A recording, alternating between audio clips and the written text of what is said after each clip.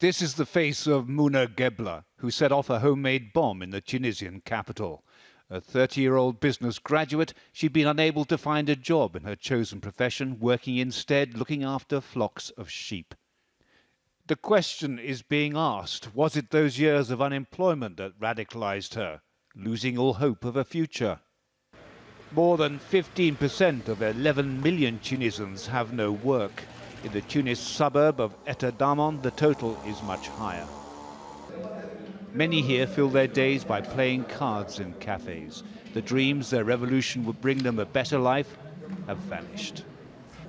Abdel asked us, where is the future? I am 50 years old and have never even been able to afford a bicycle. Only God keeps us alive.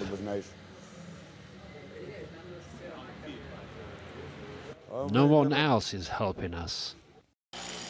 Across the street, a shopkeeper called Ezzadine said inflation and unemployment were killing his business. In general, the situation is not good at all. People can't afford to pay me. Maybe something later, but never the whole amount. He showed us the ledgers where the names and debts were written. Some families have owed him money for the last 8 years.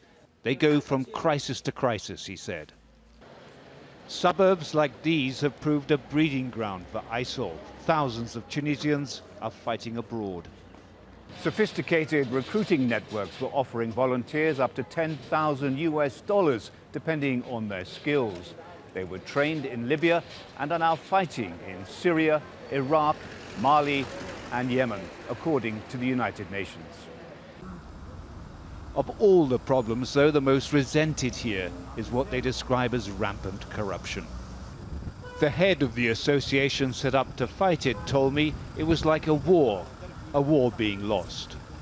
In Tunisia, the fight against corruption is facing many difficulties. People feel that fighting it is like committing suicide. There have been a total of 7 prime ministers since the revolution here, and the balance of power is changing rapidly.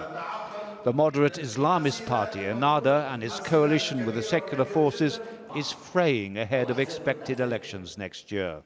Well, in Parliament, it's a continuous reshuffling. We are seeing a continuous political game, partisan game in the Parliament. The revolution here inspired the spread of the Arab Spring.